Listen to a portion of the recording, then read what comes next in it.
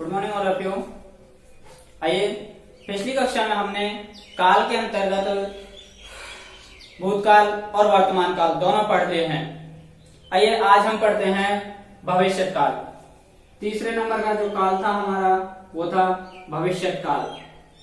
कौन सा? भविष्य काल। ठीक है, तो देखिए भविष्य काल के अंतर्गत जो आने वाला समय है, आने वाला समय उसके बारे में बात की जाती है। अर्थात जिस समय वक्ता द्वारा उस वाक्य को, उस बात को कही जाती है, उससे के बाद में जो कार्य होता है, ठीक है, तो वो आने वाले समय के अंतर्गत आता है। ठीक है, और वो होता है भविष्य काल।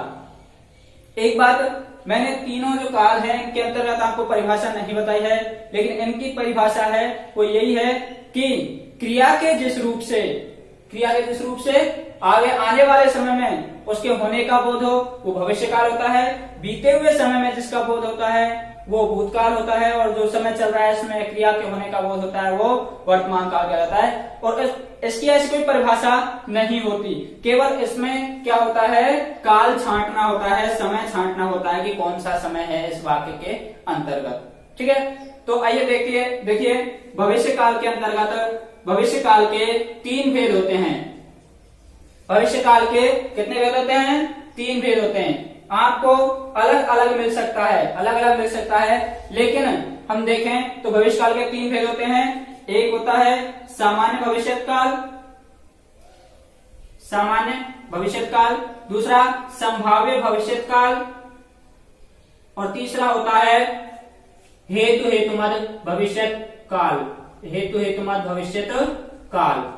ठीक है, तो काल के तीन प्रकार होते हैं, सामान्य भविष्य काल, संभाव्य भविष्य काल और हेतुमत भविष्य काल। आइए इनका हम विस्तार से अध्ययन करते हैं।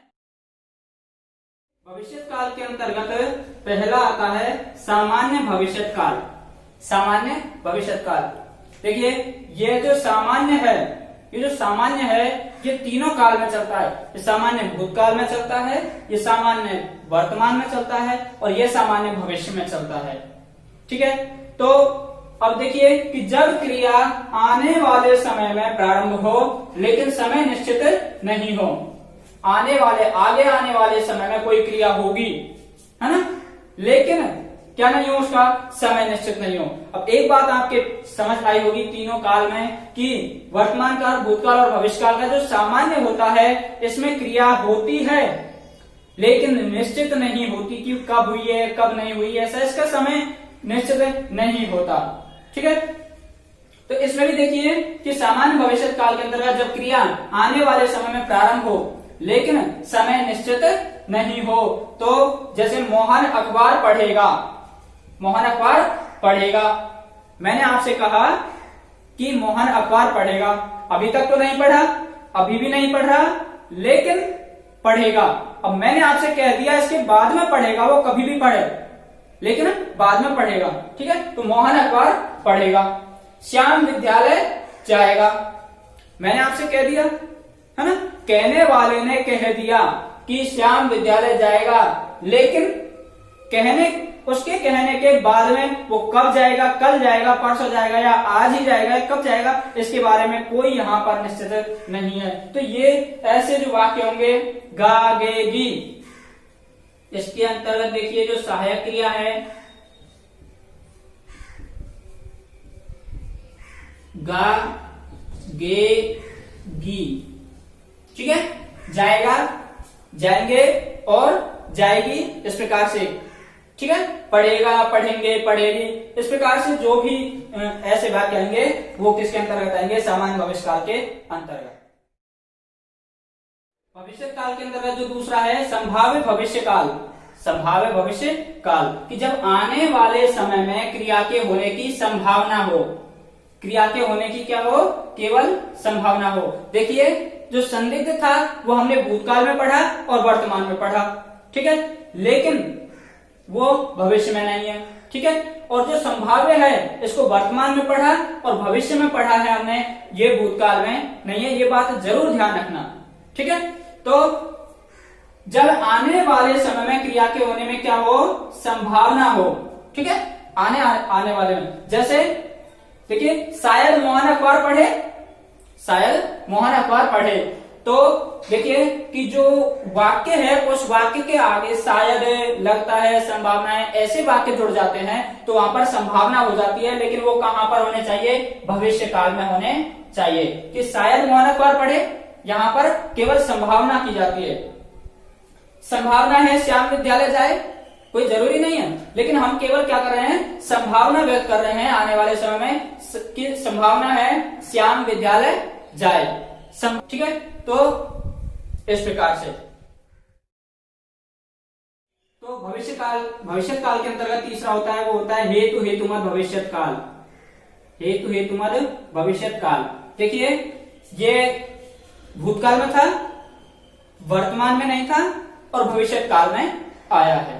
देखिए, जब आने वाले समय में क्रिया शर्त के साथ हो, ठीक है, आने वाले समय में जब क्रिया कैसे हो?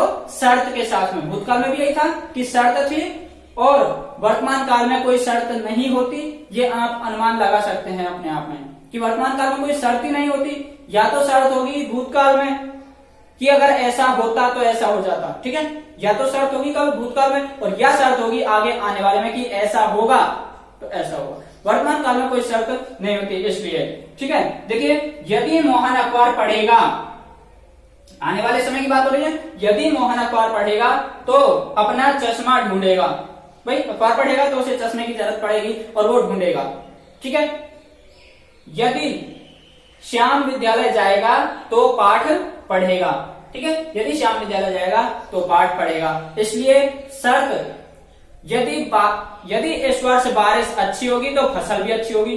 तो शर्त कहां पर होती है? या तो भूतकाल में होती है, और या फिर जो शर्त होती है वो होती है भविष्य काल में, वर्तमान काल में नहीं होती। इस प्रकार से भविष्य काल के अंतर्गत भी हमारे ये जो 3 भाग है, ये हुए आपको अलग अलग किताबों में, पुस्तकों में अलग अलग प्रकार से मिल सकते हैं, लेकिन यही होते हैं। एक बात, पूर्ण भविष्य काल होता ही नहीं है इसमें। क्यों नहीं होता? क्योंकि जब क्रिया प्रारंभिक नहीं होगी तो पूर्ण कहां से होगी, और न ही इसमें अपूर्ण होती, क्योंकि क्रिया प्रारंभ नहीं होगी तो कहां से होगी। और अपूर्ण को अगर हम बनाते भी हैं, अपूर्ण को हम बनाते भी हैं तो उसमें क्या लगाएंगे?